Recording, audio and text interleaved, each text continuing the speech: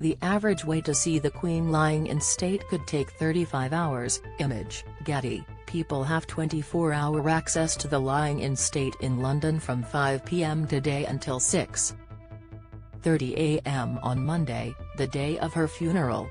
Assuming mourners will pass through Westminster Hall at the rate of more than 50 every minute, officials believe around 400,000 will be able to file past the coffin over 4.5 days. But between 750,000 and 1 million people may be prepared to queue, meaning many may never make it. The government last night unveiled the 5-mile queue for which people must wear wristbands. It stretches south along the Thames, across Lambeth Bridge and onto the Albert Embankment. From there, it will pass behind the London Eye onto the South Bank and past the National Theatre, Tate Modern and HMS Belfast, round to Southwark Park. There are separate plans for those less able to queue, such as people using wheelchairs. Despite warnings the average wait could take 35 hours, some were already bedding down on pavements, hoping to secure good places. The Department of Culture, Media and Sport, DCMS, responsible for Operation Feather to control the queues, said everyone would have an airport-style security search before entering the Palace of Westminster.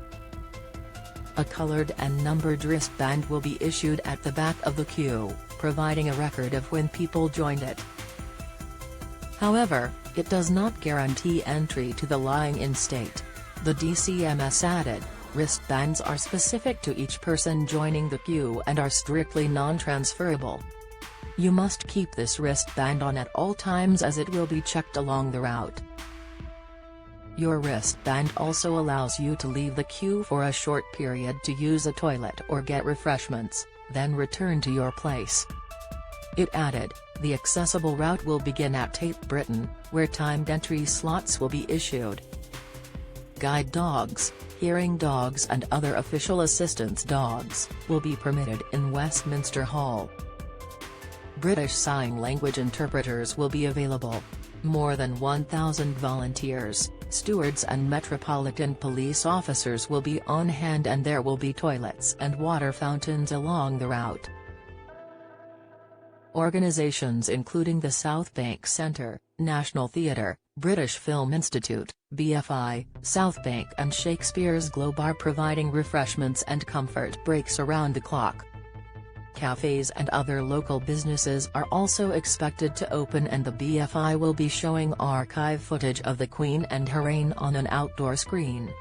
More than 100 scouts will join volunteers from the Samaritans to offer help if needed. Inside the Palace of Westminster, the coffin will be raised on a catafalque and draped in the royal standard, with the orb and sceptre placed on top. It will be guarded around the clock by units from the Sovereign's Bodyguard, the Household Division or Yeoman Warders of the Tower of London. The government said people should be silent inside the palace and urged mourners to dress appropriately. Clothes with political or offensive slogans are banned. Queue jumpers and anyone drunk will be ejected by stewards and police. There are also tight restrictions on what can be taken into the palace. Only one small bag with a simple opening or zip is permitted and items like flowers, tributes, candles, flags, photos, or folding chairs are not allowed.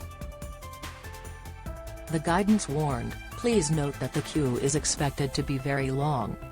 You will need to stand for many hours, possibly overnight, with very little opportunity to sit down, as the queue will keep moving. Flasks or water bottles, except clear water ones, must be emptied before the security search point.